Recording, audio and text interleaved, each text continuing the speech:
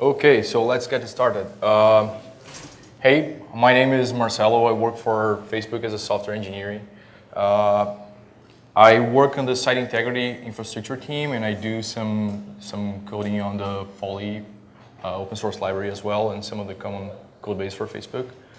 And I'm here today to talk about metaprogramming.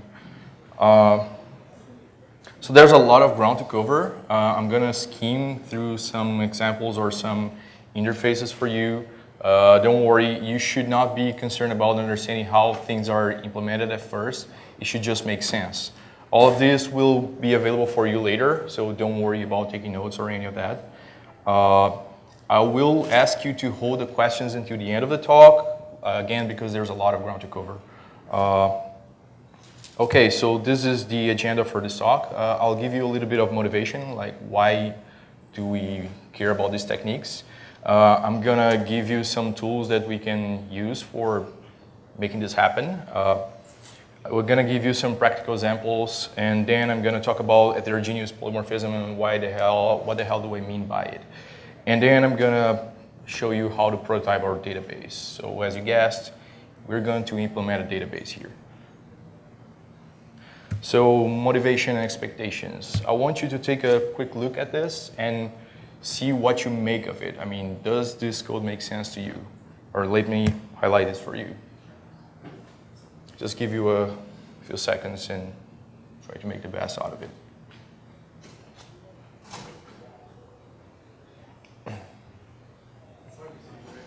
Sorry? Oh, the gray parts are not that important. So, but is there any way to make it darker? Because I cannot really change the colors right now. But it's basically using supported data types equals a lib colon type list. We're just instantiating a type list. That's it. So this is basically a list of data types. As you can imagine, those are the data types we support in a database.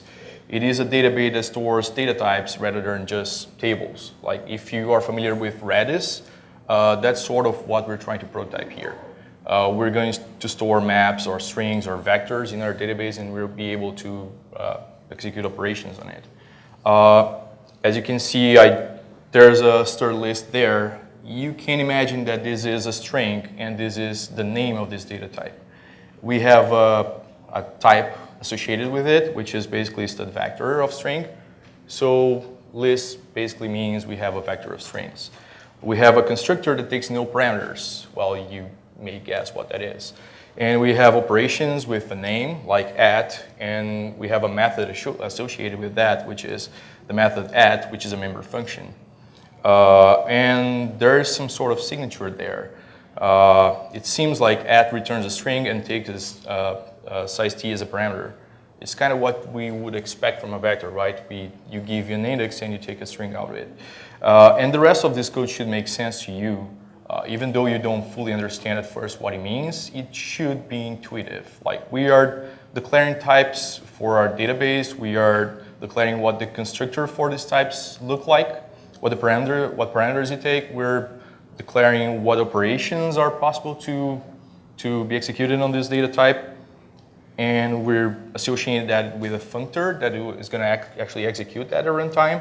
And we're giving the signature for it.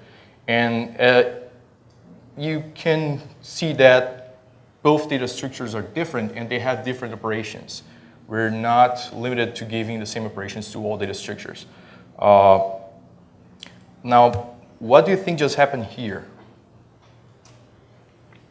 The gray part is whatever we had in the last slide, so we haven't changed that at all. We just added something new. So basically what it did is we just enhanced our database. Now we support a third data structure, which is a map. And this map is implemented using an ordered map of string to string, and it has its own operations that are not the same as the other ones above. You can use any sort of data structure, not limited to the standard library. You could use just boost accumulators here if you want to calculate medians, if you're concerned about distributions, this sort of things, or whatever data structures you have in your company. So this is not new. This is a quote from a book from 2001 by Alex Andreescu. He's well known. And if you haven't read it, you should. He basically says that you go to meetings, you realize there are changes that you need to your project, and you go back, you write a single line of code, and you're done. You compile, it runs, and everything works as advertised. There were a lot of efforts in the past to make it happen. Some people got successful to some extent. We have new tools today, like C++11 brought a lot of metaprogramming techniques for us, so we don't have to devise that many mechanisms to make it happen. I'm not saying we can do everything today. We are still limited. The language is not that perfect. But we have a lot more tools at hand. So we can make our lives easier. What if I told you that that code I showed you in the beginning is everything you need to support those new data structures? There's nothing else that you need. All the rest of the code for a database, be it for executing operations, for serializing operations, for reading input from a console, for displaying help, for displaying a JSON with all the operations you have in a database, all of that can be generated from that particular metadata. I mean, that's the goal here. We hate boilerplate and we hate repeating ourselves because that's error-prone and that's counterproductive. And we want speed, so we'll try to get the best out of it. So that may not be a wise choice, but we have a live demo. Here is this. I'm just compiling the database, and there we have a console. And we can say, help, it lists the data structures we have. This is according to the first slide. We still don't have map here. You can see that we have the same operations, the same data structures, and you have the signature over there. You could say JSON, and it creates a JSON for you. You could create an XML if you're concerned about web services, if you're publishing it somewhere. I mean, use your imagination. But all the metadata is there, and you can use it however you please. But let's actually use this thing. So let's create a string s. Oh, we need a parameter. And if we go back to the metadata itself, the constructor for a string requires a string, as we said. The constructor for vector doesn't. So let's just provide the string, create string s with hello. Seems like it worked. So what are the commands again? We can get the string, get s, hello. We can append to s, let's append underscore world. And let's get s again. Well, that is it. Let's see the size of it. 11. Seems about right. Okay, let's create a vector. Actually, it's a list, right? We don't expect any parameters for this list. It's empty. So let's insert into L some string foo. Let's insert into L R. Let's guess the size of L again. It's 2. So we have also the at operation at index 0. It's foo at index 2. Actually, we only have 2 items, right? So at index 1, oh, sorry about that.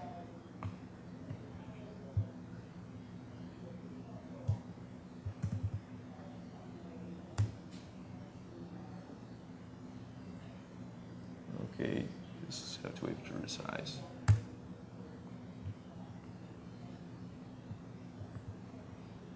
Okay, technical difficulties. But anyway, we just seen that we're executing code and deriving that from metadata that we have before. Let's actually change that code to include the map.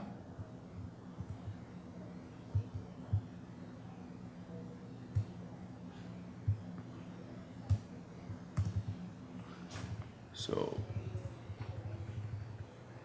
wow, why is it not working? Yeah. Let me try to disconnect this and try again.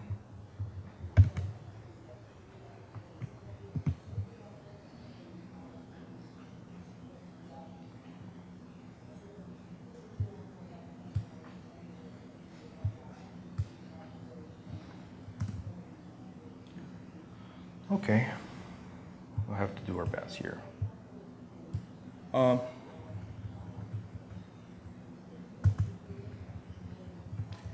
going to add the map that we had before. I'm going to rebuild this.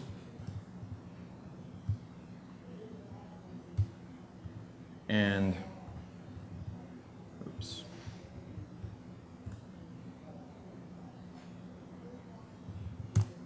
Now we have a map over there with the operations that we had before. Okay, so that's it for live demo.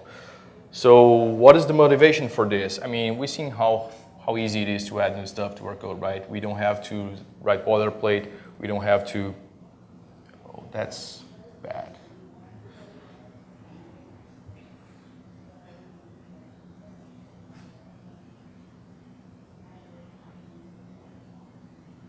We don't have to write a lot of boilerplate to support new features in our code. We can just derive whatever we want.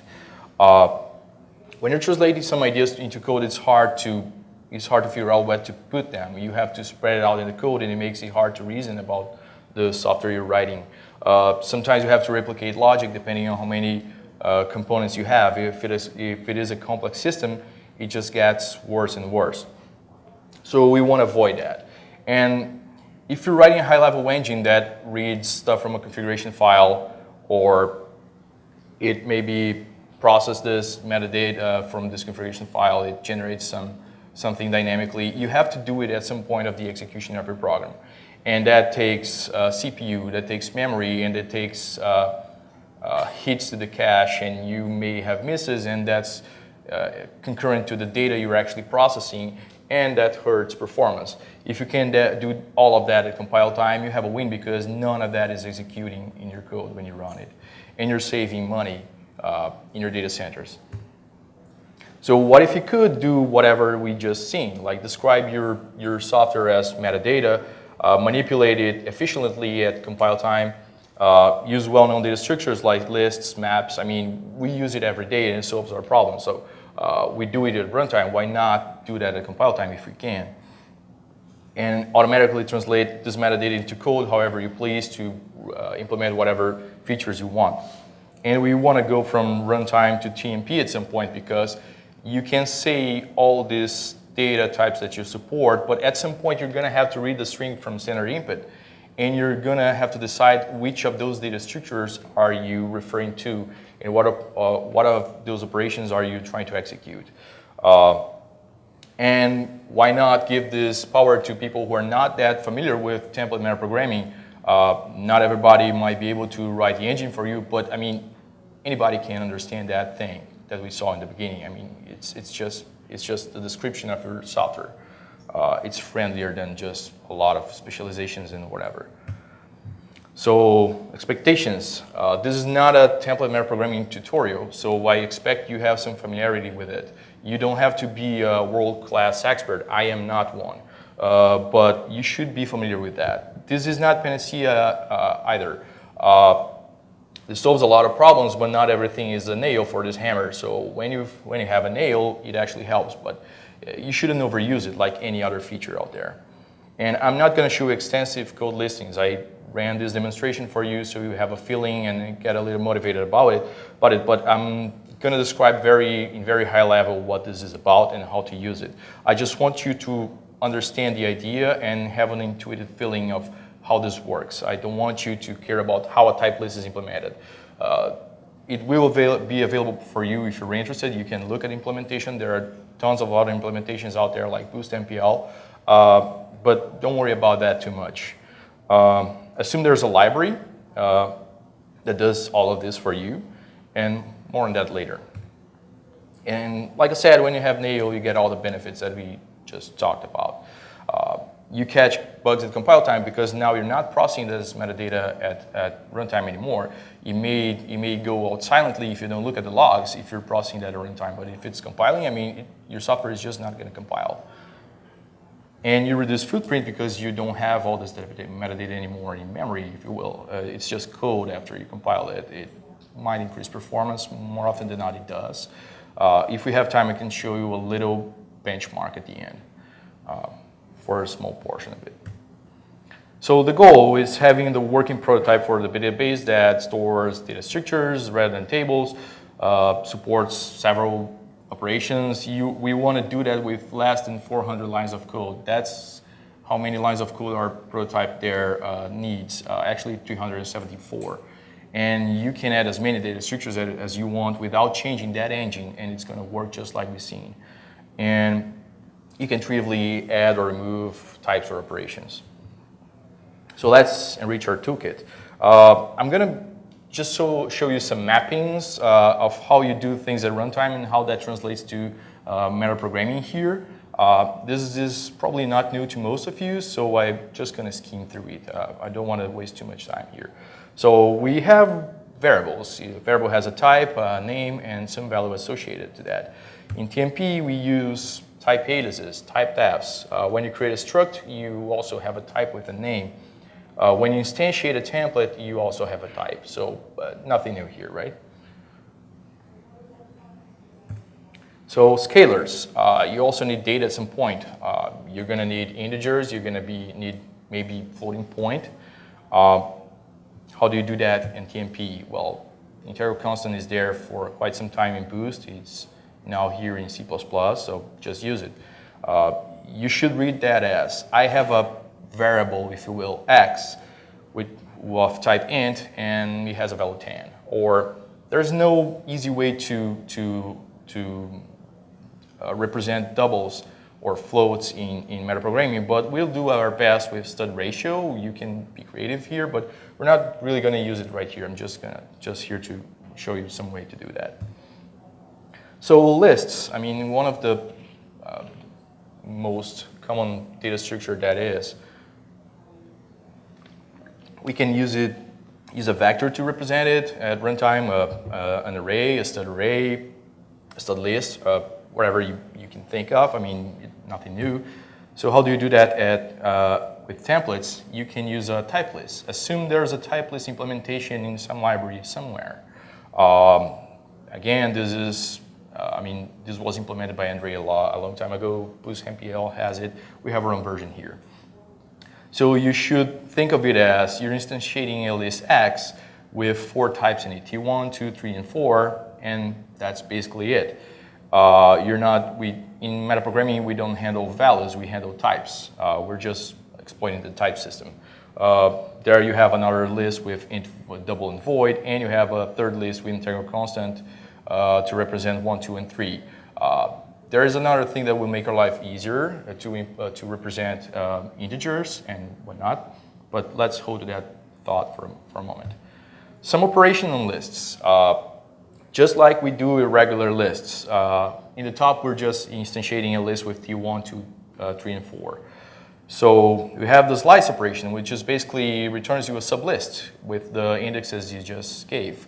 Or you can get the size of a list. You can get the the type at the specific position of the list. Here we're taking the middle of the list, so it's going to return T2. You have for each. I mean, that's something we usually need if you're handling data structures. So you can iterate through all the elements of a list. It doesn't make sense to do that at compile time because you can't, there's no such thing as iterating. You only create types which are immutables, but at runtime it makes sense. So you can actually have a visitor, and here I use a C++14 feature, which is the polymorphic lambda, because it's just easier to write. I give it a visitor, and for each of the types in the type list, it's going to call this visitor with a type information. So tag is basically the type itself and the index of this type. You can just use decal type tag, colon type, and colon value for the index, and that's it. And you have another method there, which is visit, that you have like an integer which is an index into this data structure. This integer is available at runtime, so you may have read it from standard input, and you want to get the type associated to that. So the way you do that is you call visit, you give this index, and you pass a visitor to it. It also gives you the same type information. And I mean, you have a tuple, for instance, to represent data at runtime. So we could, for instance, instantiate a tuple, derive a tuple from this list. I mean, we want a tuple with all the data types from this list. So what we do is we call apply. So you give it a template to the apply operation, and it will just create that type for you. So list T1, 2, 3, and 4, colon, apply tuple, it will give you a tuple of T1, 2, 3, and 4. That's it. There's another operation which is transform. It's very similar to apply, but instead it applies this transform to each of the elements of the list. So it's going to return you a list with the same size, but the elements of this list are going to be the result of this transform applied to each of the elements. So if you have, and sorry about the gray code over there, I hope you can at least see some of it. But I basically have a list of a few integral constants of type integer, and I'm passing it the square transform, which is just going to return you an integral constant with the value squared. And that's what it does. If you give it a list of 1, 2, 3, and 4, it's going to return you a list of 1, 4, 9, and 16. That's it. And we have merge sort. Why not? If you can give me a template that compares two types, and I'm talking about types, not values, and tell me if one is smaller than the other, I can sort it for you. This is quite handy, as you will see soon. So especially when your lists are comprised of integral constants. And if you can sort, then why the hell not have a binary search? Templates, when you're generating some template or you're calling some variadic function or static function, if you will, it relies on recursion, and you cannot do random access with recursion. So we cannot just say visit this guy over here and give me this value at runtime. You need to do that in a recursive way. So the best we can do is we can, at every step, split the list in the middle and compare to that guy and either go left or right to save steps. And this is a binary search, as we all know. So you can call binary search : exact, which will look for the exact value. And it's going to return you a true, either true or false, if it finds the value or not. And if it finds the value, it's going to call the visitor with the type information that you want, like the type in the index and the needle itself. And we also have lower bound and upper bound because why not, right? It's useful. So just so you have an idea of the code that's generated for that, it's what you would expect. I don't want to delve too much into this, but it looks, imagine you have a list from 1 to 7 here. You first look at the middle element, which is 4, and you either go left or right. Let's assume we're looking for 3. So you go left, it's the first if. And there you split in the middle again, which is 2, and you either go left or right. We go right, and you look at now we want to have one element, which is 3, and you look at this element, there you go, you found it. Or maybe you're looking for 2.5, and it's not there. But the thing is, at every if statement, we're dividing the problem by 2, like any binary search. So at most, you're going to have log of n comparisons. So it makes it quite, more efficient than a linear search, if you will. And this is actual code. You're not iterating over in a vector. You're running code. So a list of scalars, because you don't want to type integral constant all the time, right? So if you have a vector of int, it's the same as saying I have a constant sequence of int, and those are the values. If you want a contiguous sequence like 1, 2, 3, 4, 5, 6, 9, 5, 6, 7, 8, 9, you can just use constant range and give you the starting position and the end, just like iterators work. And it's going to generate a constant sequence for you. It's just a handy tool to have. We're just building a toolkit that we're going to exploit later. So I don't really want you to memorize this, especially because you're already familiar with most of the operations here. I just want you to get a feeling of what the syntax looks like and what does it feel to do this metaprogramming with this library. And since we already know we have values, why not have some handy way to return an automatically allocated array with these values, right? So we can call : array, and it's actually going to return you a stud array with all these elements, which is automatically allocated. And zarray is just a handy way to say, I want a null terminator appended to the end. And you can actually specify what the null terminator is, but the default is 0. Strings. We have sequences of values, right? Why not have strings? I mean, a string is just a sequence of characters. It's actually the same thing as a constant sequence. So the way we do it is with type string. You give it the type of the characters and each of the characters. This is quite verbose, depending on what strings you're trying to represent. So why not have a handy way to represent that? The best way I could do is with a macro. So type stir will return you a type named y with the type string hello. It's the same as the line above that. And you can do that for different character types, like a white character there. And type stir will just work and return you a white string. And you can have strings of other types as well, but I mean, if you can represent that with a string literal, type stir will work. And it inherits from constant sequence, so it has all the methods. And it's not inheritance in the sense of polymorphism. It's just inheriting the static methods and the member type fs. So string operations, besides all of that, besides all of the list operations and sequence operations as we just seen, we might be interested in getting a stud string, a dynamically allocated string out of it. So why not, right? So : string gives you just that. Maps, like now it's starting to get interesting. A lot of time we're trying to look up something like, I have this string, what is the metadata associated to that string? I have the string map, I want to know what is the metadata for the map data structure, or something like that. So maps here can help. So the way you represent it in metaprogramming with this library is, just like you would do with an order map, you say, give me a type map, and the elements are the type pair of K1 V1 and K2 V2. And there's a handy function here, or whatever you may call it, that doesn't require you to type pair all the time. So you can just say build type map of K1 V1, K2 V2, and it's going to get all the elements pairwise and build the map for you. And you can build a type map of strings. And why not? I mean, those strings are just types. They are not stored anywhere. They're just types. It's just a type system. So it's the same thing. Some operations, as you would expect, we have find. You can find me the mapped type for this key. So if you pass it K1, the type map in the top is K1, V1, K2, V2.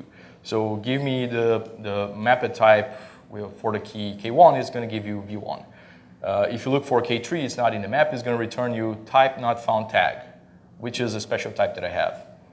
Or you can say, if you don't find it, if you don't find K3, return me TX. Okay, it's handy. You can also get a type list of the keys of this map. You can get a type list of the mapped types of this map. And you can visit elements of this map. Like, I want to visit the specific key, which is K1, and use this visitor. And this visitor is going to receive the same information. It's going to be you're going to have access to the type pair itself and the index in which it appears in the map. Actually, sorry, it doesn't give you the index. It just gives you the type pair. And just like this, you can sort a map according to the keys. If you can come up with a comparator for it, imagine integral constant, and it becomes clearer when it's useful. And you can binary search for it as well, just like we did in lists. Well, it's, we have maps, we have strings, so why the hell not having a prefix tree, right? We want to have efficient lookup of strings, and we want to build that at compile time so we don't have to pay the price for it at runtime. We don't want to instantiate an order map just to do like string switch case. You can easily implement a string switch case using this thing by building a type prefix tree and passing it a visitor with specializations for like overloads for the operator paren function for each of the type strings you want to match. So same thing here. You call type prefix tree : match. I want an exact match. You pass the iterators to begin and end of the actual runtime string, and you pass the visitor. So this visitor is going to be called with the type information that you need. If it's not in prefix tree, it's going to return you false. So variance. I'm in love with this data structure, especially for template metaprogramming, because it's so friendly to type lists, type maps. Just like a tuple, you can apply types to it, and you have. I mean, you cannot. It's not a container in the sense of a list or a tuple. You can only store one type, one value at a given time, but the value has to be of one of these types over there. So it could either be an int or it could be a double. The way this is usually implemented is a union. So it shares the same memory location. You're not wasting memory here by doubling the size of it depending, or tripling the size of it depending on how many types you're supporting. Most of you should be familiar with variance already, especially if you did COM programming in the past, or I mean JScript, whatever. This is kind of similar to Boost Any. It's actually it's actually just like Boost Variant, but if you come from a scripting background, you can think of it as like just a variable that takes up any particular type. So we instantiate a variant here. In the second line, we actually derive this variant from a type list of int and double. So we instantiate this variant, and it's empty at first. And you assign the value 5 to it, and it's going to actually store there in some memory location. And you can try to get an int out of it, and it will give you the int because there's an int stored there. Or you could try to get a double, and it's not going to give you anything. It's going to give you an exception because, yes, it supports a double, but there are no doubles stored there. Or you could try to get a string. I mean, strings are not supported by this variant, so this code is not going to compile, which is good because we want this sort of error to be readily available at compile time. And you can try to store a double into this variant. It accepts a double, so it's going to store it. It's going to replace the int. You can try to get an int from it. It's not going to give you an exception. It's going to give you either a pointer to the int if it has an int stored there, or a new pointer if the type stored there is not an int or it's empty.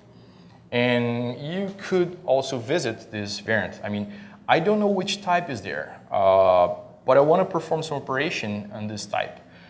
So here is a visitor, and call this visitor with whatever type is there. The good thing is that value will be of the same type as the thing that's inside the variant. So you will have type information when you access this element. You will know exactly what's stored there, even though you didn't before you called visit. And you could also say this variant is this variant of type double? Is it of type int? It's going to return you either true or false. Those are not all the operations those data structures have. I'm just showing you the most important or most noteworthy for our purpose here. But I mean, it should be intuitive after you've seen this. So how do we cross boundaries? I mean, going from templates and types to runtime is easy. I mean, you already have this information there. If you have an integral constant, you can just say : value. You have the value of this type. It's also easy to choose templates based on compiled type parameters. Suppose you have a function that has a template parameter index. You can easily say, oh, from this list, give me the element at this index, and it's going to give you that at compile time because you have all the information already in the compiler. But is it possible to choose templates? I mean, I want type information, but I only have runtime data. Runtime data has no type. I mean, the processor doesn't know types. The compiler knows types. The processor only knows code. And the answer, as you might guess, is yes. We just did that a lot of times with the visitors. But I'm going to give you a few rules of thumb here. If you have an integer index and you want to get the type associated with that, from a type list, what you do is list colon colon visit this index and the visitor. There you go. You went from the value, runtime value with no type information other than it is an index, and you just have a tag with the information that you want, which is the type you're looking for. It could be another map that we had before. It could be the vector we had before. It could be the boost accumulator that we read into our data structure. The important thing is we have the types here. You can have decal type tag type or decal type tag value for the type and the value. Type and the index. So how do you go from a string to a type? We just did that before as well with the type prefix tree. You look it up for an exact match, and it's going to give you, okay, this is the type that's associated to this runtime string, which is going to be a type string. It's going to have the same contents. You could exploit this data structure if you want to customize it, if you really know what you're doing with template metaprogramming, without changing the data structure at all. It supports, for instance, custom comparers and whatnot. So you don't have to have a stud string and a type string. You could have anything here as long as you can do the mapping and as long as you can sort it. And there you go. You have the needle over there, which is the type string, type information. And what you could do is, now that I have this type string, I want to look it up in the first map that we've seen before in the beginning of this talk. So for the string list, what is the type string for it? It's stir list. What is the metadata associated with it? And it's going to return us the data type structure that we've seen before. And from this data type, we can infer constructor, we can infer operations, we can infer what are the arguments that this method need, or what is the functor that I have to call to execute it. So a practical example, using all the things that we just seen.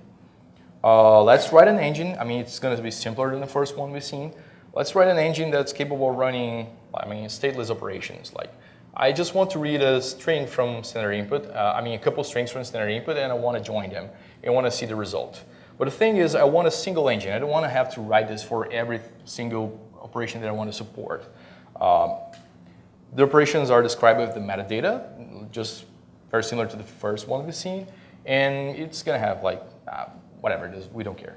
And the engine API should look like this. I just call a method called run operation. I pass the operation metadata to it, and it's going to do just what we want. How do we do that? So let's just look at the metadata. It's a little, you might seem a little verbose because it's just a single operation, but remember, we're concerned about having multiple operations without having to change this thing before. So this struct metadata here won't change. It holds the name, which is a type string with the name of the operation.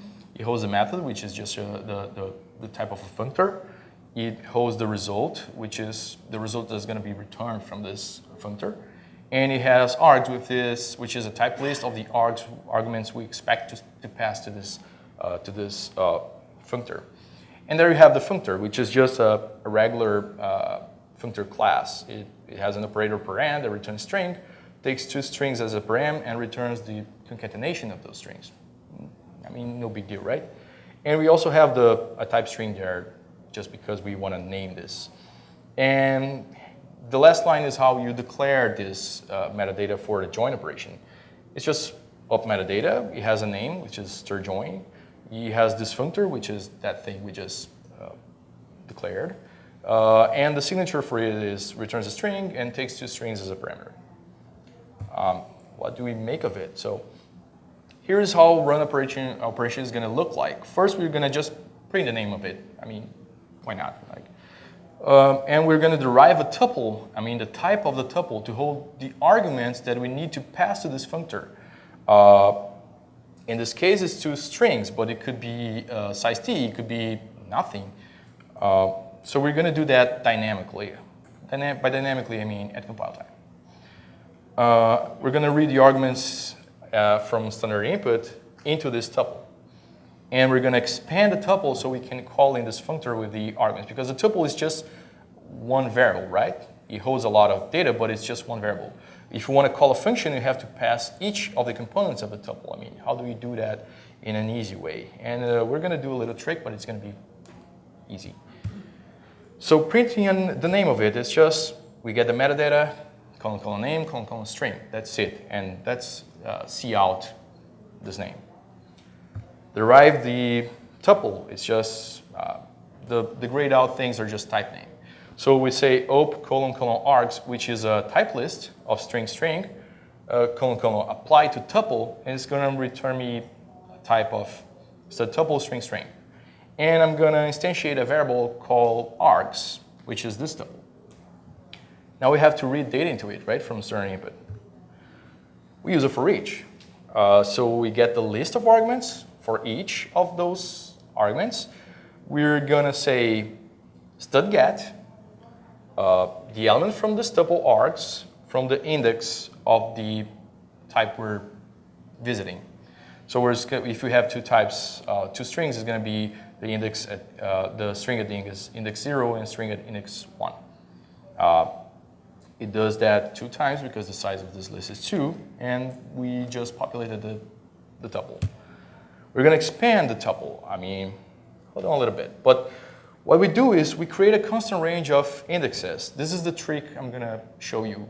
Some of you might be familiar with it, but we have a sequence of indexes, right? If we have two arguments, is 0 and 1 of type size t. And we're going to have a helper method here called call method. We pass some metadata, like the method we want to call and the result type. And we pass this constant range as not a template parameter, but as a runtime parameter. Because we want pattern matching, we want type deduction here, we want the compiler to be smart for us. What we actually want is to expand this constant sequence into a variadic pack of arguments, so we can later say std_get ... and it's going to do the magic for us. And we pass the tuple, which is args. And finally, we call the method, which is this thing here. We say instantiate the method. I mean, notice that we receive the constant sequence there with the indexes as a pack of size t. It's not a single size t. So the ... can do a lot of magic for us. You are probably familiar with that. I expect you to be, at least. And then we say call this method and return whatever it returns, and pass to it std_get of the indexes of the tuple ... So this is going to expand. I haven't added here. But it's going to expand this to return method for the example of join. Is going to expand to return method of std_get 0 of tuple, comma std_get 1 of tuple. I mean, it's a simple trick. There are a lot of implementations of apply tuple, and all that I've seen so far require recursion, which might be elided due to tail recursiveness. This thing here doesn't require recursion. Okay, so we have an engine to call arbitrary operations. They are stateless. And we can say, I want to call this particular operation, but we cannot dynamically choose what operation we're calling. So let's do that right now. I mean, that's just what I described here. We want to read the operation name from std input as well, and we're going to have some read, evaluate, print loop, just because it's nice. So the metadata is the same thing we had before. We have the string for the name of subster because we're adding another operation here, which is subster. We're going to want to return the substring. And we have a functor for subster as well. So we're just adding a new line to the, actually we're making the metadata list now. And we're adding a new line to it. First we have the line that we had before for join, and now we have a new line for subster. I mean, this is what describes the operation supported by this program. That thing here, this single line does exactly what we want. It adds a new operation without touching any new code. But our engine didn't support that before, so let's make it support. We're gonna create a few auxiliary data structures for us. We're gonna build a map because we want to look up from a type string to the metadata, so we can call run operation like we did before. And we're we're reading the string from standard input, right? So we need a try, which is the prefix tree that we mentioned before, to do this transformation from runtime string to compile time string for us. What does our REPL look like? It's just a loop that reads the string from standard input, the for loop there. And it looks this up in the prefix tree, like is the op3 : match : exact. It just converts the runtime string to a type string for us, the trick that we've seen before. And it gives a polymorphic lambda to it, which is our visitor. And what this visitor does is it has the type string. It has type information that we derive from runtime data. So what we do is we find the string in the map that we created before, so that from the type string we can derive the metadata for the operation. And now that we have the metadata for the operation, we can just say run this operation, which is the code that we had before. And that's it. And if not found, operation not found. I mean, it sounds simple to me. And that's it. If you want to add more operations to it, you have the engine ready. All you do is add new lines to this type list here, and you're done. You don't need to be a template specialist to do that. And the reason why it's good is imagine you have this large-scale service that's really complex. It's deployed to thousands of machines. It costs a lot for your company, and you wanna add more functionality to it. But I mean, you don't have the time to do that yourself, and you also don't want to be a bottleneck. You want everybody to be able to do that. I mean, some guy in our team needs to add something to the service. He can, and he doesn't have to have all the knowledge you have about the system. He just adds a new line. So heterogeneous polymorphism, what do I mean by that? It's just, I have different types. We're used to do that with virtual inheritance. I have several different types, but I don't want them to have the same interface because they are not the same type. They do not respect the Liskov substitution principle. I mean, a binary search tree or a B tree have nothing to do with a hash set other than they are data structures that can be used to implement map. But for instance, B trees are good for range queries. You cannot do range queries efficiently in hash sets. It's just an example. You could think of any types out there, but I'm going to use data structures because they are familiar to us. So how do I do that? How do I represent them and store them in the same place? Virtual inheritance is not that good for it because you either have to, I mean, how are you going to do that? Are you going to write a virtual method called a range query, and when you have a hash set, you're going to throw or return a special value? Or are you going to have some method that returns some metadata that says, oh, I am a B tree, so dynamic cast me and do what you want? I mean, it starts becoming hacky, right? And expensive because all of this is happening at runtime. You're not doing this resolution at compile time anymore. So there's another limitation to virtual inheritance, which is they don't see templates. You cannot call, from a base pointer, you cannot call a template method and expect the derived class to run this for you. And the derived types are erased. You don't have the information. I mean, if you say the base class is a collection, I mean, okay, what is the collection that is in there? I mean, I don't know. It could be a B tree, it could be a hash set, it could be anything, but I have no idea. I could write my own way to add this information there, but it's just more complexity that I'm adding to my system, and which makes it more error prone. It makes it harder to maintain, and it increases cost because this functionality is actually running. So, and you also have to do with dynamic allocation. You cannot automatically allocate the derived class and expect virtual inheritance to work. You could do some magic with custom allocators, but that's added complexity, right? And how do you deal with factories? Are you going to instantiate an unordered map that maps a string to a factory? And I mean, yes, you could. Many people do that, but that's added code that's running. That's more memory that's being allocated for this unordered map. And every time you do that, you may have a page. You may have a cache miss and have to reload another page of memory, and the code that you were executing is not in main memory anymore. And I mean, page faults are costly, right?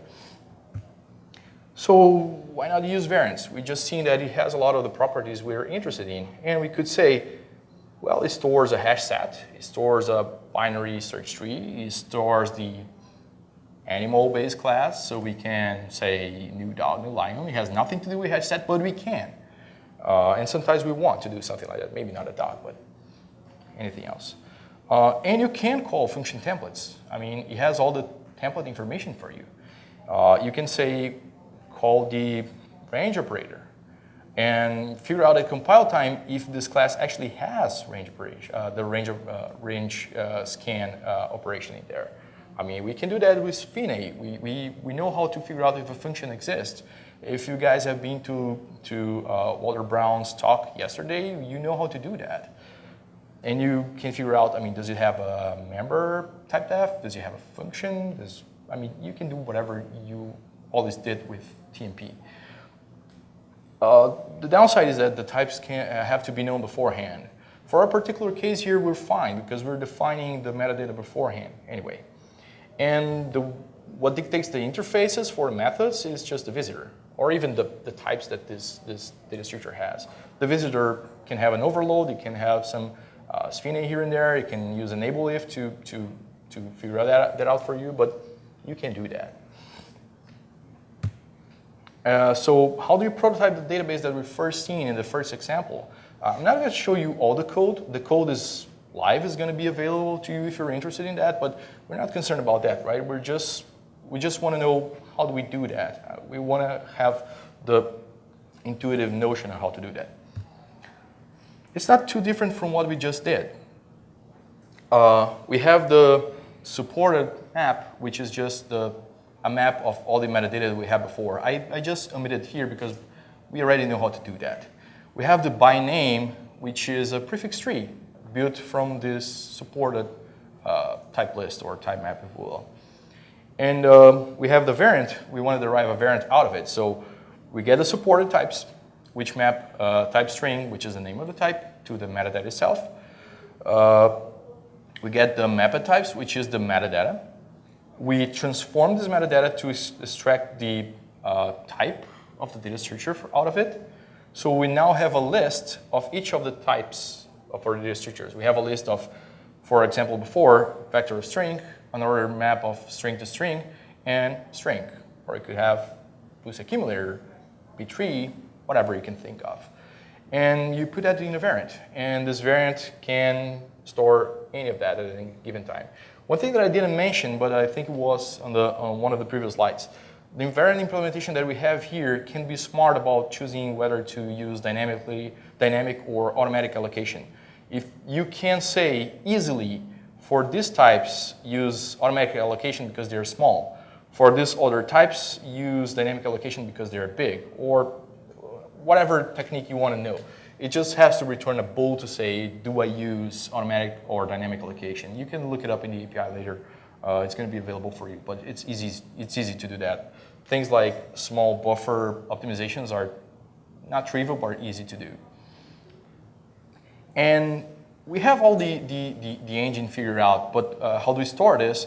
I mean, I gave a name to each of the instances, right? I said create a string with name S. I created a map of name M. We just have another map from this name to this variant, and that's it. That's how we store this thing. It could be a proxy into a database, and if you need any extra metadata to derive serialization code, you can add to the first metadata that we've seen before. And how do we say create instance? It just uses the things we did before. I just commented out that I didn't write code for it because we just did that. I don't want to repeat. And the only thing that we care about is that now after we're done, we call the creator with variant.emplace, the type we're trying to emplace, and the expanded tuple that we know how to expand already. And that basically does it for us. Another thing that I'm not sure if we have enough time, but it's Qualtrics. It's just a way to, instead of using stud bind or instead of creating our own functor classes, most of the time we're just concerned, I want to call a method with this particular name. I don't want to create code for that. I just want to create this functor here. So I have a handy macro for that creates this call traits for you. That whatever you pass in, if you look at the operator paren, you pass an instance, you pass the arguments, and it just perfectly forwards these arguments to the method with that name and returns the result. I mean, that's no big deal, but it's handy. And he has a few reflection facilities for you, like, is this supported? Like, you know the method name, so you call supported with the type that you want to know that if it has this method or not, and the arguments, and it will do this finish for you when you get a boolean saying, yes, I can call this signature, or no, I cannot. It provides a few more facilities for you, but we're just concerned about this right now because we want to know, we want our visitor to the variant to compile. And it binds to the function name, not to the signature. It's stateless, whatever we just mentioned. And it provides reflection information, which is good for template metaprogrammers.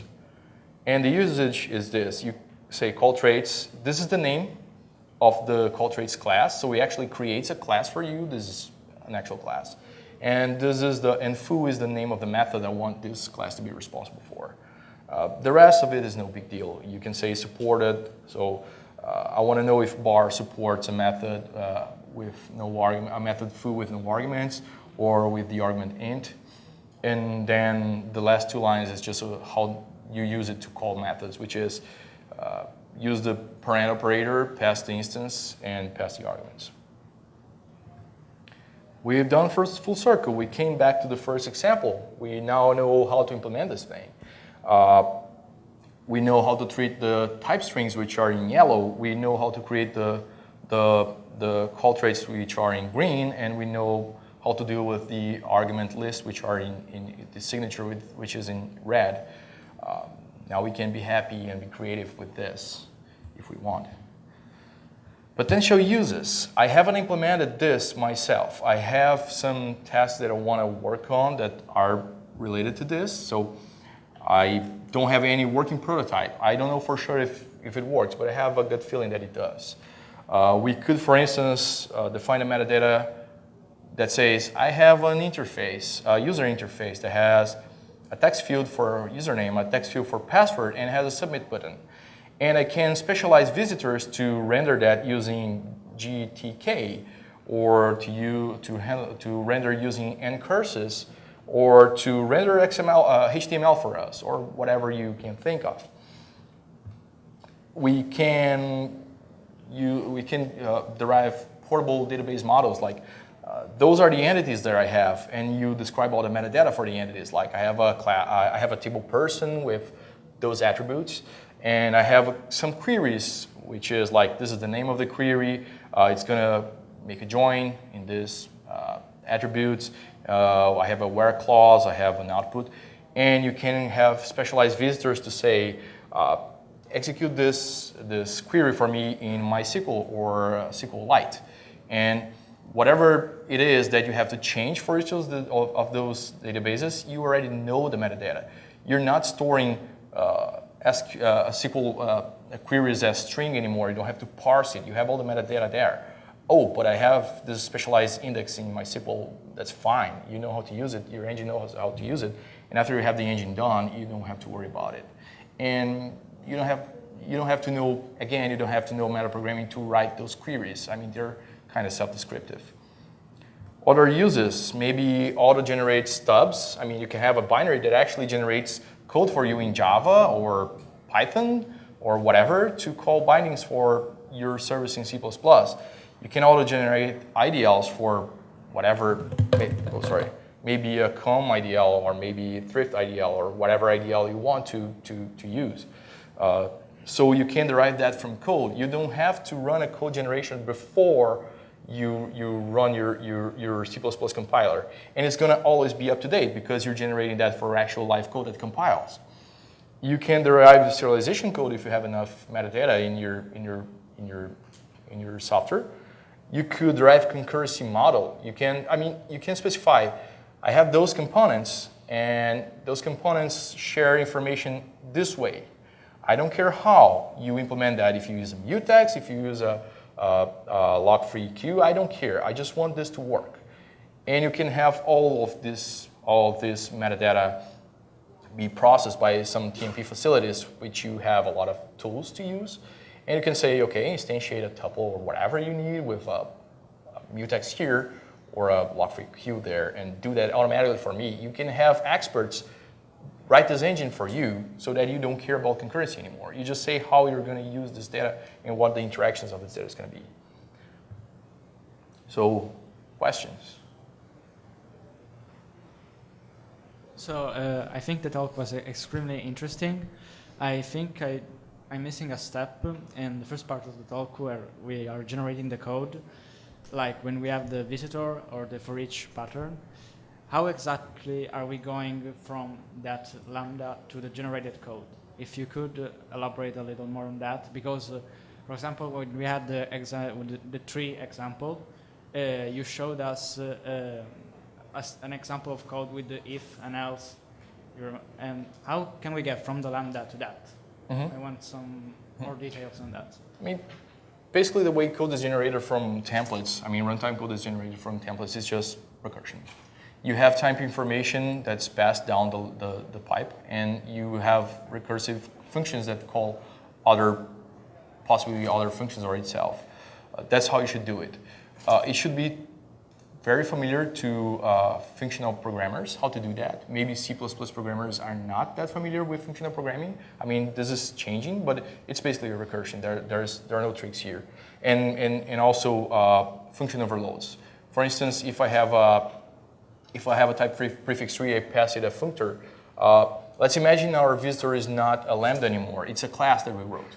And we're writing the operator paren here.